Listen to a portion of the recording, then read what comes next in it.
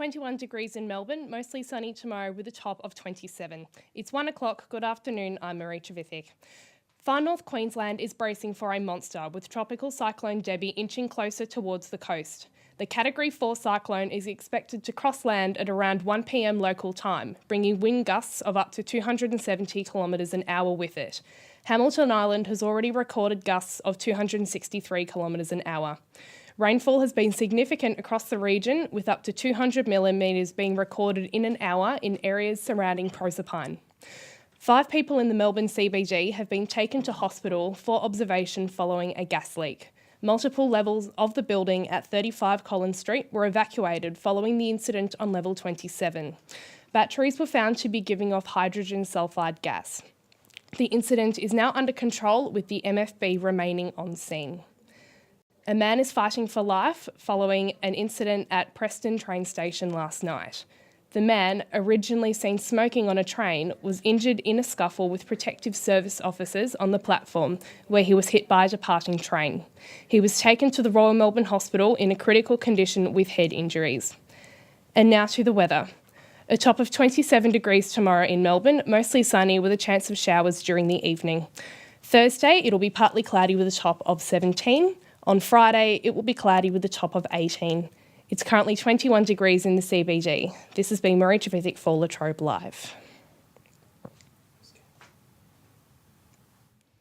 Good afternoon and welcome to the first 1 p.m. broadcast of 1300 this Tuesday the 28th of March. We're coming to you live from La Trobe's Bundoora campus. My name is Georgie Meadows and I'm here with my host Kelvin Lonkari. How are you going? I'm good. How are you, Georgie? Yeah, good. Super excited. Yes. Yes, fantastic. And what have we got up on today's show? On today's show, we're going to be discussing the pioneering of renewable energies in Australia. And we've also got Tim Winning and Emily May Jones to satisfy all your entertainment needs on the Melbourne International Comedy Festival. Fantastic. And later on, we'll be dabbling in local politics with Sheridan Lee and Marie Trevithick. Good. The knowledge of my politics extends to like first year Australian politics class, so I'll be looking forward to kind of learning some stuff from them. Mine is grade 6. Grade 6, good. Grade 6 and first year uni. We'll make a good team. So the South Australian state Labor and federal government are at disagreements over the future of South Australia's power supply. We have Callum Misson and James Rivera in the studio to discuss South Australia's power dilemma and if renewable energy sources are a viable alternative. How you going, guys? Good, thanks for having us. Good? No worries. So I guess the big story that's happening with the renewable crisis in Australia's South Australia's plan to do their own thing, pretty much. Right. So investing $500 million into gas power stations and a Tesla power pack battery. Yep. Which will act as like a safeguard for any events that happened in last year. I was going to say, like last year's power outages, like that? Yeah, sounds good. Yeah, the power outages have been a source of much political discussion and discourse within South Australia. It's caused a bit of a rift between the South Australian government and the federal government. Mm-hmm. The Labor government's solution to solving their energy crisis was to introduce a subsidy for gas stations, which they already have for renewable energies. So that would start up Pelican Point Station, allowing for more stability in the grid. The Greens, on the other hand, oppose this because that would mean more support for fracking in Australia. Right. To source that gas. We already have a moratorium here in Victoria. Yeah, and for those like me, what is fracking? You can So fracking is a way of getting gas out of the lower bedrock by using high pressure water to crack open the rock. The reason why people are opposed to it is sometimes the gases used to break that pressure can seep into the lower water supply there, and farmers especially hurts them because it can hurt all the plants in the area and vegetation. So, and it also causes earthquakes, which is happening in America. Which might then cause, dare we say, a power outage? Yeah, maybe. So knows? it's this delicious 360. That sounds really good. So, yeah, it's not looking very good for Australia right now because we don't really have one main renewable energy source apart from the snow hydro scheme, which the government have planned $2 billion to upgrade to power 500,000 homes. And what's involved in that scheme? Tunnelling 20 kilometres under the Snowy Hydro scheme to like add more generators and other things like that. So a small feat, really. Just tiny. Yeah. So Tesla, from my understanding and my research, so electronic cars, is that their main kind of... So Tesla focus on 3 different things: cars, batteries, and with their latest acquisition of SolarCity, solar panels. Okay. So you've got the Tesla Model S, which is the electric sedan, and then you've got Powerwalls and Power Packs. So Powerwalls are batteries that you can put on your house, and then Power Packs are the huge industrial-sized giant batteries that are expected to power South Australia. Yeah, entire states. Well, they power entire countries. So currently there are like so one of the main islands in Hawaii is completely powered by a power pack. Most of California, a lot of small, I can't remember the names off the top of my head, unfortunately. But like in the Pacific Islands, a lot of them are starting to be powered by power packs. They have safety measures in case. It's not just one power pack, is it though? Oh no, it's about 100 to 500. Wow. So it's a lot. So for a comparison, 396 power packs could power around about 2,500 homes. Wow, okay. All right. Shouldn't miss. Impressive. So, pretty much just giant batteries made up of little tiny laptop batteries. Okay. So Yeah. it's pretty. The technology is moving faster and faster, and Tesla. Well, Elon Musk, who's the CEO of Tesla, are pushing billions of dollars behind this company. So recently they just opened up the Gigafactory, which is the world's biggest building, which is going to build all these batteries. Where is it? Do you know? Nevada in the States. Yeah. So it's not officially completed yet. Right. But the way that they built it means they could open it up early to start production. Yeah. So it would seem, I guess, from what we've just discussed, if there's islands in Hawaii and that are actually successsually living and existing off these power batteries, that it could be a viable solution for South Australia if they chose it, or do you think it's because it's bigger than a Hawaiian island? The reason why the power packs are such a good fit for South Australia is South Australia's power grid is 50% renewable energies. Right. So that's solar and wind turbines. One of the issues with renewable energies, however, is during times of crisis or off-peak, there's no way to create energy on demand. You have to wait for the sun or for the wind to blow. What the power packs do is they store all that excess energy to be used in times of crisis. So, for example, last September during the blackouts, had they had power packs, they would have been able to avoid having a blackout. Great.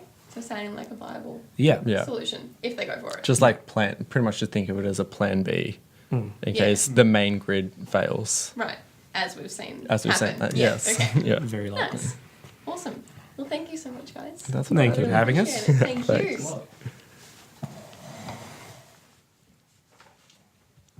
This is the 1300 broadcast. It is 1:09 p.m.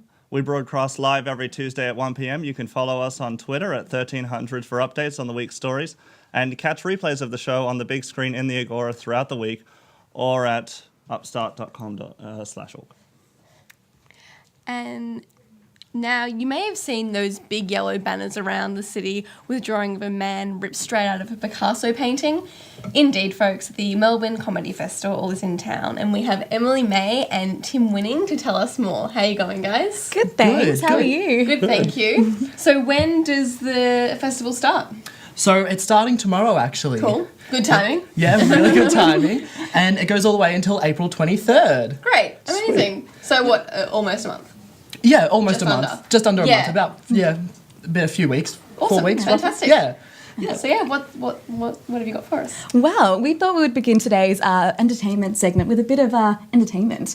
Please idea. go ahead. I have a joke for everyone. I'm ready. I love jokes. I'm really bad at them. Okay, so there's 2 muffins sitting in the oven. Two Ooh, muffins. I love muffins. What kind of muffins are they? Are they blueberry? Oh my god. Sorry, I'm so sorry. I'm ruining your joke. Oh, it's okay. Not like jokes all about timing or anything. So there's 2 muffins in the oven, and one muffin says to the other, gee, it's getting kind of toasty in here. And the other muffin goes, oh my God, a talking muffin? Well, that's wonderful. Then now we have to absolutely talk about the show, and I think you could almost make it up there with that joke. We'll see how it goes. I think I might leave the comedy for the comedians. Yes, well, there are so many comedians coming this year. There's going to be comedians from all over the world, near and far, and there's going to be shows for anyone there. So if you're wanting to go with your family, there's a show for you. If you want to go with your friends, whatever you are, there's going to be a show there for you, which is absolutely wonderful. So this year also marks its 31st year since it started, and it has become one of the top 3 comedy festivals of the world. Really? What are the other 2? So there's the Edinburgh and Montreal's Just for Laughs Comedy Festival. Oh, wow. Actually, have you heard of Tom Walker? I think No. Not at all. I'll tell you all about him. He was the winner of last year's Melbourne International Comedy Festival's Best Newcomer and Director's Choice Award. So he's obviously a very funny guy. Well, I hear that's a prerequisite for comedians these days. Exactly. Being funny. And so he's back this year. He's a Sydney boy, and he showcased his show Beep Boo at the Beep Boo. Beep Boo. B is in B, like buzz, and boo is in ghost. Oh, like rah boo. Yeah. Okay, I get you. I get you. So I didn't get a chance to see this show, but it's gotten rave reviews, and it was performed in Edinburgh and London. Oh, one of the other top 3 comedy festivals. Yeah. Actually, have you guys What a seen coincidence. Whose Line Is It Anyway? Yes. The American show, the improv show? Yeah, the no. classic or the new Okay, one? that's your homework. You have to watch that one. Done. That's what I have to do for the rest of the week. Done. Well, he was actually in the Australian version of the show alongside Bridie Connell, who is doing 8 shows this year in the comedy festival. So he's got so many shows and so many opportunities to see him. So do you guys want to go see him with me? I think I it would love happened. to. Yeah, all right. Will we say no?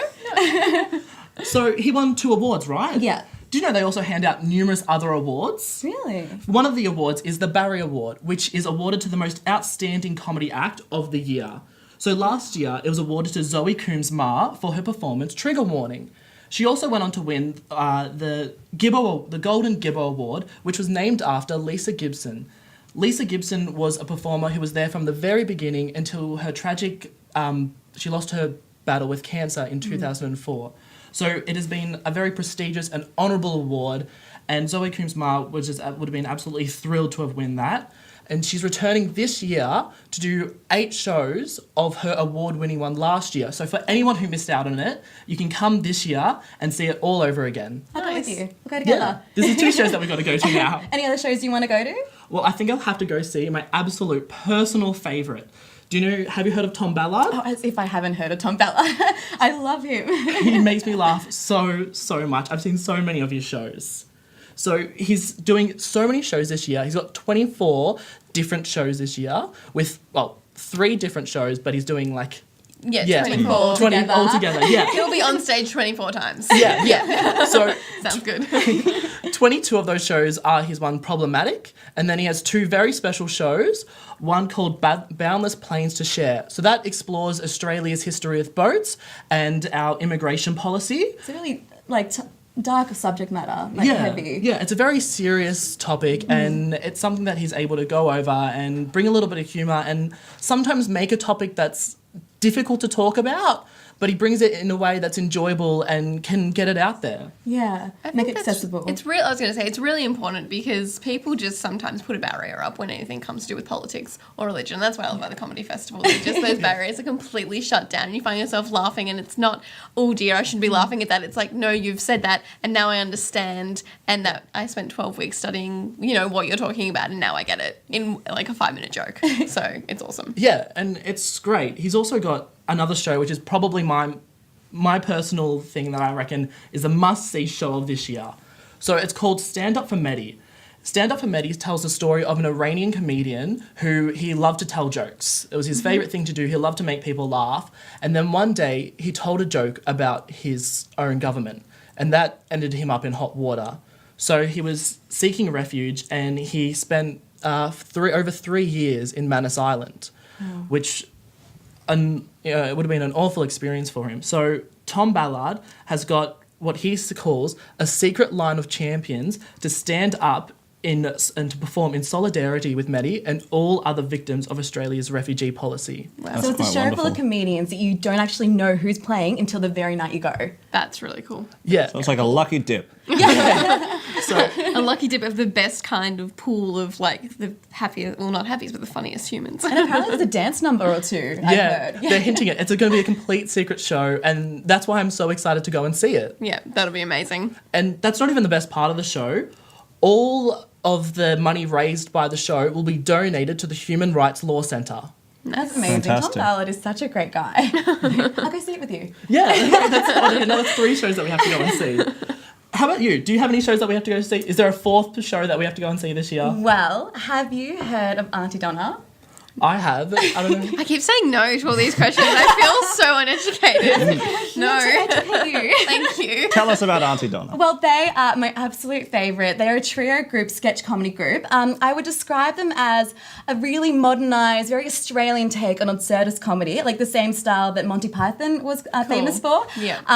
They're so funny. Actually, when you talk about the Gibbo Award, they won the Gibbo Award in 2012 with their debut show, Auntie Donna in Pantsuits. Oh, no way. That's incredible. But what they're really known for is their YouTube presence. And so they've got about, I think it's like 131,000 subscribers, and their videos have been viewed 17.5 million times. I think I'm responsible for about 15 million of those. Really funny. But the YouTube video is a sketch comedy, and it's divided into little web series like Ripper Aussie Summer, which is a very, very Australian humour, and the fan favourite 1999, which is based in that year in a corporate world. Well, I say fan favourite, but I can't really talk for everyone. I was but like, an Emily favourite. I'm a fan, it's my favourite, so there you go. So it's this fan's favourite. Yeah, exactly. So technically, if you think about it, but not too much, Yeah. fan favourite. Yeah, fan meaning singular. Fan. Yeah, not plural. Yeah. It's okay. Grammar. Meh. But they are so funny, they're so quotable. It's a bit of a cheeky quote right there. Yeah. If you didn't get it, then you have to go and see the show with yeah, me. I haven't seen any of the YouTube or the show. Are you guys going to see any shows this comedy festival? I'm thinking of going to see Neil Kolhatka. He was my favourite last year, and I really enjoyed his routine. He's a YouTube comedian who started out on YouTube. He's responsible for all those impersonations of Australia, where he pours himself with goon sacks and stuff. That's very cool. And now he does really great stand-up, and he's quite a funny individual. Is he also does political YouTube videos? Yes, yeah. I think I've seen him. I didn't know he was doing a show. Yeah, he's doing, I believe, 25. Oh my Wow. god. wow. Yeah. Okay, cool. But you're not seeing Arj Barker? No. One of your favourites? No, No. Just no. no. When did I say he was my favourite? You were so enthusiastic the other day when you were looking yes. up and you were like, "Oh, Arj Barker." So I assumed it would be a safe question. I'm but gonna apparently be not. honest with you. I wanted to look cultured. Good. So, it's to the girl saying, "Oh no, I haven't seen that, and I haven't seen that, and I haven't seen that." But no, I really want to see. I saw Cal Wilson a few years ago. She was fantastic last year, and then I just want to see who I've seen before. I've seen Josh Thomas, Celia Pacquola, Luke McGregor, Judith Lucy, and Cal Wilson. And any of those guys I would love to see again. I would like to broaden my horizons, but I'm also a creature of habit. And I'm like, I know I like the humour. I know it's going to be funny. So I'll probably go back to a bunch that. of shows together. Yeah, with all the money that we have. I know. Sounds I great. don't know how I'm going to pay for this. I have not got my Centrelink in order. Well, That's right, we'll figure it out. That's actually a really great thing because the Comedy Festival has come up with so many different ways that you can save your dollar with buying a ticket. Oh, really? So you can go on a Tuesday with what they call their Tired Ass Tuesday ticket, Like at the cinema. like at the cinema. Yeah, Yeah. Another nice. fan favourite. Yeah. That fan.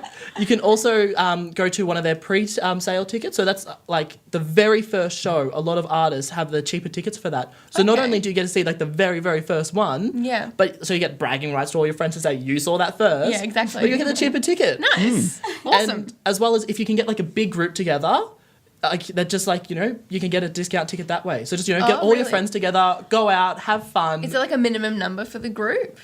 Oh, So I'm not it's like a group discount? yeah, so it's a group discount. Okay, cool. I think it's about upwards of 5 people. So, Yeah. so Well, 1, doesn't 2, he 3, don't- 4. Who else wants to come?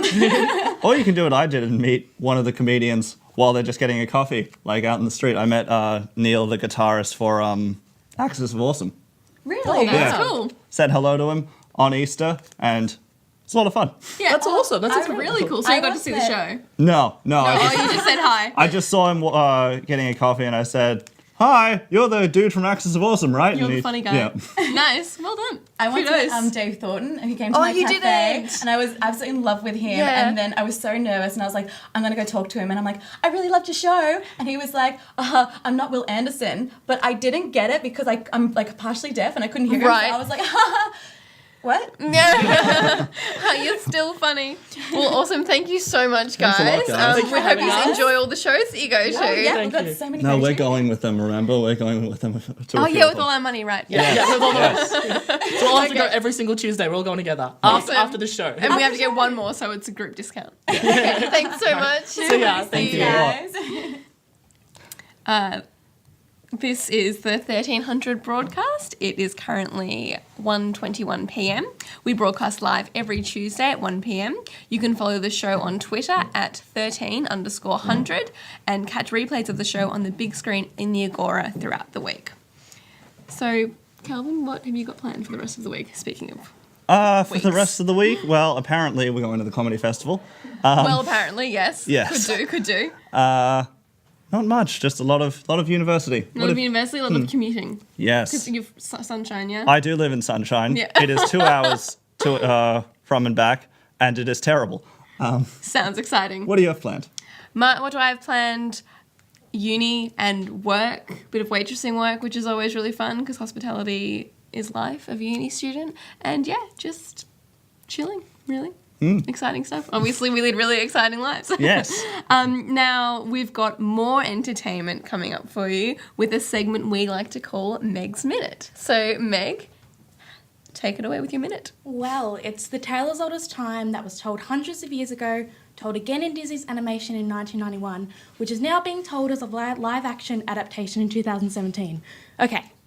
Although I'm sure you're already familiar with the story, Beauty and the Beast follows a young, inventive bookworm named Belle who, while searching for a missing father, stumbles upon a large castle home to a hideous beast who was once a prince but, because of his selfish ways, was cursed until another could love him in this form.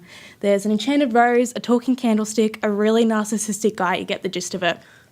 To be honest, I was incredibly nervous for the release of this film as Beauty and the Beast is literally my favourite Disney film growing up, and I didn't want this new adaptation to ruin my childhood, but I can easily say that this film lives up to, if not builds upon, the original.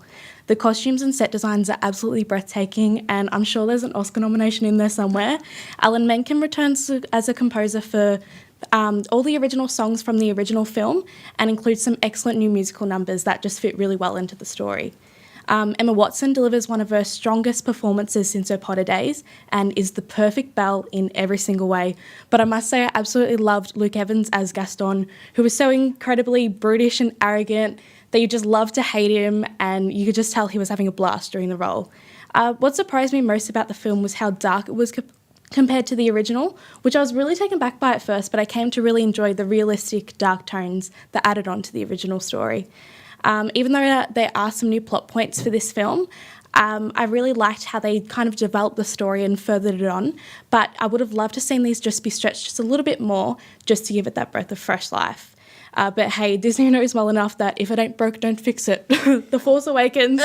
Overall, I give Beauty and the Beast 4.5 out of 5 M&Ms. It's in cinemas now. I highly recommend you go see it. I may have seen it more than once already. So yeah. When did you see it first? I saw it Thursday the night it came out. Yeah. I saw it again on Saturday, and I'm seeing it this Saturday again. And Oh my goodness. yeah, so And she's a only bit of a 4 fan. out of 5 M&Ms. But I mean, like, there's no such thing as a perfect film. So I mean, That's you've got to true, give it a bit that's of a true. leeway. So I don't know, Fight Club's up there. yeah. Oh, I haven't seen it. Oh, you've never seen it? Have I seen anything? Georgie, come on. I have seen some things.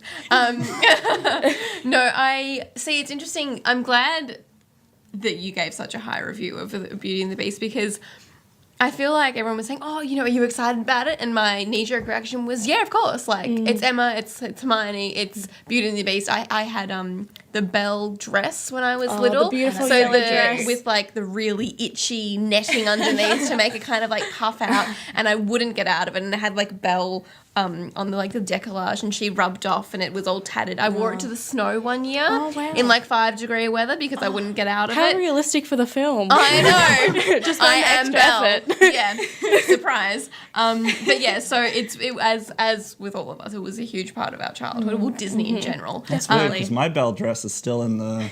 I've still got mine. Perfect condition. Yeah, yeah. Next show we'll see Obviously, it. you didn't love it to death. Well, yeah. Well, no. Yeah, and I think, yeah, my knee-jerk reaction was, yeah, sure, of course I want to see it. But then I was thinking, oh, do I? Like, I don't have an actual pull to go to see it. But now that I read that, I'm inclined again. Definitely. And I think it's I've got been really nothing to lose. Exactly. And It's at $20. it's literally breaking all the box office records. It's at 700 million now when Wow. I don't know if you remember Cinderella, that was the last live Yeah. action they did. That only made 500 million in that its entire cinema run, and Beauty and the Beast has only been Yeah. out like 2-3 weeks and it's already smashing all these records. It's going to be a hit. It's interesting because when you talked about the costume design, Yeah. I instantly thought about Cinderella because Oh, that was I'm not sure. I beautiful. haven't. I'm not sure if it was the same designer or if it's just like the Disney vibe that kind of makes it feel similar. gorgeous Yeah, blue dress but that she yes, wears. beautiful. exactly. It was really gorgeous. I think the only similar thing was that they used Swarovski crystals in both Okay. the dresses. But the thing is about these new live adaptations is that they've got a completely different team for Yeah. all of them. So a different producer, like not like Marvel or Star Wars where Lucasfilm is always behind it. They always Yeah. have the same people. Yeah. It's a completely new team that are working Yeah. behind it. So you get these really different creative sort Yeah. of segments in it. Well, it's also for, I mean, obviously we're reliving it and we're re-loving it Yeah. all over again, but it's also for an entirely new generation. Exactly. Yeah. So, I mean, I think if we showed them the cartoons that we grew up with, like Yeah. My Little Cousins, for example, they would just laugh and it wouldn't be very engaging. And so that's what they've got in mind. What's also interesting is that for us, Emma Watson is Hermione. That's Exactly. She was literally Yeah, there's but kids- she'll be Belle She'll be for a Belle whole to pick, cohort and she'll of be little Hermione girls. second. They'll be like, "Oh, this is so weird. Why has she got magic? She's not supposed to have that." Yeah, And they'll be like, exactly. "No, you don't understand." It's interesting how you said that it's now a darker tone to the film Yeah. because I think that maybe like when we were younger and it was more like a children's film when it was Yeah. all light and happy, Yeah. it's kind of great to revisit that film as adults to have it in an adult view. Oh, definitely. Yeah, Like, I agree. Yeah. I reckon they've really taken this darker tone because obviously, even though it is rated PG, as I said, I was very surprised. And even further than Cinderella and even the new Jungle Book that came out, Okay, I was loved the scared Jungle by that. Book. I was like, oh my gosh, there's a tiger and it's jumping out at me. What is an 8-year-old supposed to respond? I'm like 10 years younger than me and I'm already scared. Yeah. But I think we live in some dark times and I think it's kind of replicate that kind of thing that we are experiencing at the moment, that we aren't immune to really intense and sad stories. And I think Disney's kind of catching on and think we need to make this a part of it, but also show that in a fairy tale there's always a happy ending, that we just work through it and hopefully it'll come out all bright and nice like it is at the end of most Disney films. Fingers crossed. I would also think it's because, they're trying to make these shows for the children to watch, but they're also making it for, The adults. Yeah, it needs to too. target Yeah, everyone. millennials, Yeah. adults. So it's like you can't have, 20-year-olds going to a Beauty and the Beast movie and not Yeah. have some sort of Exactly. There Yeah. needs to be Sort of something for undertones. everyone. And having darkness makes the lightness seem better Yeah, and you're just like, Right. we finally Yeah. reached that point. Yeah. Yeah, exactly. Definitely. And I think also even rewatching the classics, like not the remakes, but the classics now as an adult, I just think, I hear some jokes, like in Mulan. Mulan's one of my favourites. And who is it? Mushu, the little dragon. Some of the stuff that he says is hilarious and it's pointed and like some of it's a bit dark, but you just, when you're watching and as a little girl, you're like, over okay, your head. Mulan's going to go get the Huns. And that's all I cared about. But it's so clever and the writing behind it is fantastic. So, yeah. As a kid, there are so many jokes that just went straight over my head. Yeah. That Yeah. like The Simpsons, when I rewatch as an adult. Yeah, Those are especially the I was best gonna ones. say, Funny. I was gonna say Shrek, but Yeah. that's DreamWorks. DreamWorks. Show what? DreamWorks. So yeah, off the Disney track. But yeah, Shrek. That was my dad. We used to go to the movies like every second weekend or something, and he would always fall asleep in the movie. Which I remember Lilo and Stitch asleep the whole time, but Shrek. I remember he was like nodding off. But it was obviously it just caught his attention because that is a kid's film for adults. Oh, Yeah, definitely. definitely. Yeah, it's almost a parody of like all the and Disney also, fairy like, and tales. of itself as well. Like, Exactly. It's really very funny. meta and self-aware, and I think that's Yeah. why people love it a lot. Even though all the memes today are just like, it's Shrek's still in our brains, like it's still always there. Exactly. But the really interesting thing about the Mulan film, as you were saying, they bring that into a live-action film, but it's going to have no songs in it, or rumour has it there's going to be no songs. Really? Yep, so they're taking out, like, when will my I was going to say, I've been to... So I have watched things, and I do go to things. She's and finally there. I have been to the Mulan sing-along at the Nova years and years ago. that is so cool. And my mum and I went, and I think that's, like... I'll make a man out of you. I know. It kills Iconic. me. It absolutely kills me. Favourite song. And if it's still going to be there, I'm just not so sure. I'm really skeptical about there being no music in the Yeah, new one. same. Because if Beauty and the Beast worked with the song still in Yeah. it, then it makes Yeah. it, maybe they're doing for like a really realistic, really kind of Like Yeah. a I can Disney get war behind film. that, in all honesty. I can get But behind I a story feel- that tells the story of Mulan But then as is the it- actual legend. Is it too real then? And also, because that is one of the darker stories, there's not a huge Yeah. amount of light, as we we're talking about dark and light, not a huge amount of light in that whole storyline. It's kind of like, you're a woman, now you have to disguise as a man in order to help your father and fight the war and, do everything.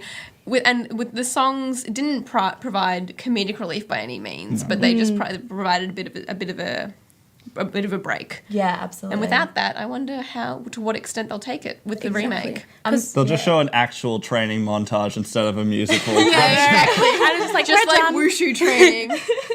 I really want to see Mushu though. I wonder how they'll do that, like whether it's going to be CGI like the Beast or. Yeah. I think you have to have Eddie Murphy back. Yeah, like there's definitely. no one else to do it. It's so good. It's fantastic. Are they doing a Little Mermaid remake as well? It is a bit up in the air at the moment because Chloe Grace Moretz, she was supposed to star as Ariel, but she quit acting for some reason. So Wait, forever. Did I miss that? I think just she's had a little break. Oh my god. Well, I mean, yeah, she broke up with Brooklyn, so that's a bit sad. Still ship it though. Yeah. But yeah, basically it's a bit up in the air. They don't really know what's Yeah. going on with it at the moment. So Okay. I think it's I still in heard development. that Emma Stone is going to star as Cruella de Cruella. Vil. Yes. I know. How amazing. That's another know. Oh my goodness. childhood classic. Yeah, that'll be pretty spectacular. I love that kind of they're humanizing the villains, especially with like Maleficent with Angelina Jolie. I Yeah. thought that was really good. That was a great movie. But I feel like with this, I really hope they take the comedy sort of side of it, like 101 Dalmatians. Like I remember Yeah. just watching that and just being like totally scared by her. So hopefully, Yeah. it makes Did it you a ever bit watch lighter. the one with Glenn Close? Yes. Oh the my live God. action. Yeah. Fantastic. She's so God. good. She is Yeah. Great wonderful. in that role. Yeah. But I think Emma Stone would definitely bring a comedic element to this role Yeah. because it's Emma Stone. She's Yeah.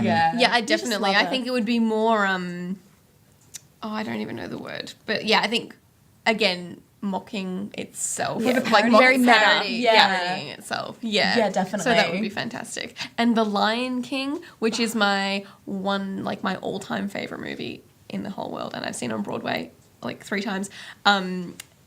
Is being remade in live action apparently. Live action. Are they doing Live it action, similar to the but- Jungle Book and how that? Well, I would Yeah. say that they're computerizing the actual animals, Yeah. but then I say the actual animals. It's all animals. So what are they going to do? I'm just not sure. Like Rafiki will be the only one who is could portrayed by portrayed a person Yeah. in a suit with the lasers and the thing. I'm just not sure. with motion capture. But motion capture. Yeah. That's Yeah. when the I lasers. th- and yeah. the thing. It'll be Andy Serkins. Yeah. Gollum. He does everything. Unless he's that's so true. Well, I he mean, was King Kong. I didn't realize that. oh, was really? he? In the new one? In the Or old one. Oh, in the okay. Naomi. Naomi Watts. Naomi Watts. Naomi. In like Oh, I'm 2006 all or over it 2005, today. the 3-hour one that you don't I can't see believe it. that was 2005. I feel so old now. I know. It's ridiculous. Well, hopefully maybe we'll have to make another date to see all these definitely. live action movies I have so together. many dates coming up. Go I'm so for it. excited. Yeah. On Tight Ass Tuesdays. Yeah, exactly. On student-friendly days. Awesome. Thank you so much, Thanks guys. for having us. This is the 1300 broadcast. It is 1:34 p.m. We broadcast live every Tuesday. You can follow the show on Twitter at 13_100 and catch replays of the show on the big screen in the Agora throughout the week. Now, if you're anything like me, and the only difference that you know between the upper house and the lower house of the Senate is the height, then this next segment is for you. Please welcome to the show Sheridan Lee and Marie Trevithek. In their segment, Please Explain. Hi guys, how you going? Hi, good. Good. So Thank what have you. you got for us this week? Us political noobs, please inform. Well, just quickly, I've got a bit Yeah. of late breaking news coming through. That's super exciting. In regards to Cyclone Debbie, it's actually made landfall now. Oh, jeez. Okay. Yeah, so it's hit the coast. Let me just load my notes up. Do it. Go for it. So it's begun to make landfall between Bowen and Airlie Beach. Okay. And there's some early reports of roofs being torn off houses. And the gale force winds obviously wreaking havoc across the region. It is insane, some of the footage that's appearing landed. online. And it's expected to remain at a Category 4 level for some time to come yet. Hopefully dropping down to a Category 3 in the evening. And of course, our thoughts are with all those in the affected areas. Of course. So do they have an estimated timeline for when it might? Well, it's been quite unpredictable Yeah. because originally they were saying it was going to hit at 1 p.m. local time, which is obviously 2 p.m. here for us in Victoria, Right. but it's obviously hit early. Yeah, so things are so- changing quite quickly and Okay, it's quite yeah. difficult to predict. Just for people quite out there, not me at all, what's the Category 4 on the scale? So Category 4, just off the top of my head, I believe it's somewhere between 220 and 270, I think, kilometre an hour winds Yeah, near the middle. okay. But when it gets above 280 kilometres, that's when it gets to Category 5. And it's Okay. been quite close to that level And there are, recently. again, for others who may know nothing about it, there are 5 categories. Yes, there are 5 Yeah, categories. Yeah. So, yeah, this is up the top end of the scale. It is. Top end of Alrighty. Category 4. Well, yes, as you said, we're thinking Yes. of everyone Definitely. affected. Yeah. And in other politics news, Alrighty. what's been going on? Take us away, Sheridan. So the latest Fairfax Ipsos poll has just come out recently, showing Labor with a 10-point lead over the coalition, trailing behind Labor on the two-party preferred vote by 55% to 45%. It is estimated that the coalition would lose 24 seats if an election had been held last weekend. And it's a strong decline since the election last year when the coalition was leading over Labor 50.4% to 49.6%. That being said, Turnbull is still preferred Prime Minister, leading 45% to 33% over Bill Shorten. So I guess what this would mean for the public is that although I suspect they would be trying to unite in front of the public, behind in the party room it would probably be a different story. They would probably, be rethinking Turnbull's leadership. Should we take him to the next election? Is it too early to tell? I'm not sure. But if this is any indication of how his prime ministership is going, it's not a very good sign. And also a similar story in WA recently with defeat. So just recently, WA Liberal Premier Colin Barnett has been defeated by Labor's Mark McGowan in Western Australia's state election after being in the job for 8.5 years. As this table from the ABC is showing, there was a 9% swing toward Labor, which helped them to pick up 20 seats, bringing them to a total of 41 seats in the lower house, which is actually the most lower house seats held by any party in the state's history. Liberal lost 17 seats in the lower house, bringing them to a low of 13 seats after a nearly 16% swing against them. And can you just tell us what that would mean for WA to have a Labor Government. MP? Yeah. So first of all, it's important to know that I think the result even exceeded the expectation of the Labor Party. Some of the things that it will mean for WA, first of all, in the short term, they're not going ahead with the road highway expansion in Perth, which was a really controversial development because it was set to go through wetland and natural areas, so people were really upset about the environmental impact of that development. What was the aim of that highway? What was Just to connect different areas of Perth, regional okay. to metro. in a more straight-lined? Yeah. Yeah. And they've also introduced a metro transport plan, rail expansion in Perth, but they didn't bring to the election a surplus in the state budget because I don't think it's realistic for them to achieve in this term of government. And also, Pauline Hanson's One Nation, although they had high expectations prior to the election, they actually failed to win any lower house seats, and they thought they would win up to about 5 seats. And there was also a slight swing to independents and minor parties, but again, not enough to win them any seats. Yeah. And it was a similar disappointing result in the upper house, which Marie will. Yeah, so talk about now. Labor gained 3 new senators in the upper house, so that brings them to a total of 14 senators. And 8 of the upper house seats held by the Liberals ended up changing hands. So that gives the Liberals 9 senators in total, and they had a total of 17 prior. So they lost a lot in the Yeah. upper house, and the Nationals also lost a senator. And the Greens made some gains. They gained 2 senators, and One Nation got 3 Senate seats. So that was less, obviously, than they were anticipating. Less than their expectation. A lot less. So I guess the big question is, why did they lose? It's something that everyone's wondering at the moment. Yeah.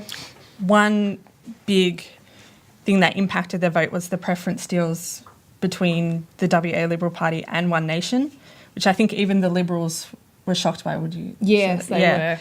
Yep. Even the Nationals put the Greens ahead of the Liberals, which was an unprecedented move. And they ran into a problem with the mining boom coming to an end. The state budget's in deficit, so the state economy is not going very well. There was a lot of criticism about, economic mismanagement by the Barnett government, and including the expansion of the Roe Highway, which was obviously a very controversial development, not going ahead with various transport-related problems. There was a leadership challenge against Barnett last year, so overall it was just, I think, a lethal mix for him up to this election, I would say. But another point I also think that was a big cause for Pauline Hanson is also her comments about vaccinations. She made them recently. And what were they And she again? distracted them, didn't she? Yeah, she retracted them, but obviously, the fact that she had said them in the first place and drilled them into people's heads. And what were they? Do you recall the comments? Or The pro exact or comments? anti? Just They were or- definitely- Or basically they were anti as such. Anti, sorry. Yeah. Definitely. Yeah, She's part of the so- anti-vaccination movement. Yeah. Okay, And that that's was interesting. a big downer for their campaign, the fact she said them, and obviously the voters took that to the polls and said, Yeah. no, we don't Well, agree with that, we're not absolutely. voting for her. I mean, it's such a rife debate at the moment. I think it's definitely. it's extremely controversial. Like Pete Yes. Evans, do we know celebrity chef Pete Evans, Paleo Yep. Pete? And Oh, boy. he's been crucified throughout the media in promoting his anti-vaccination. I know this is a bit left of centre, Pete Yeah. Evans politics, but it all comes back, I feel, into some messy Yeah, of course. kind of melting Yeah. pot. But yeah, so I think that, as you said, voters would have definitely taken that to the polls. Yeah, absolutely. Yeah. Can you tell us something about the mining boom in WA? What's going on? So the mining boom is actually coming to an end. It started in the early 2000s, and it did help us through the global financial crisis, which hit in about 2007, 2008. We weren't as affected as a lot of other countries, such as America. But there's a lot of question around, we had so much revenue from the mining boom, but what did we actually do with it? Yeah. During John Howard's time, I know that he put in place a lot of tax cuts for the wealthy of the population, which actually absorbed a lot of the profit that we gained from the mining boom. And there was also argument that we should have had more tax on the mining profits, which was something that Julia Gillard and both Kevin Rudd struggled to get through in their term of government. Yeah. What do you think, Marie? Yeah, no, I think you it's basically all- covered it really. Yeah, I pretty much covered it all. You are spot on. Yeah. Just to reiterate, it is on the decline now. Yeah, definitely it is coming to an end. It's been on the decline for some time. Yeah, it has been on the... a fair decline while for now. some It's time. been, yeah. Is there, and I don't know this, is there being any investment or any kind of budget allocation for alternative jobs? Obviously, there will be people losing jobs, and has there been any discussion about that you're aware of? Well, I think largely the position that the Liberal government is taking is coal. Yeah, So- until there's no more coal and no more jobs. And They will go be WA. I think they will be mining for some time. Okay. But one thing that I think they should really look into is creating some sort of wealth fund where they can allocate mining profits and, I guess, store it away for future later date in case another global financial crisis hits, and we won't be hit as hard because we have that safety net. That's true. And I guess one thing, going back to Pauline Hanson, and one thing we didn't touch on was her pray for a Muslim ban and how that would have affected people's votes. Have you? I definitely don't think it would have went down well with the Muslim population, but I think that's safe to say. But for her home state of Queensland, I think it would have resonated quite well with a lot of people, which is really sad and unfortunate. But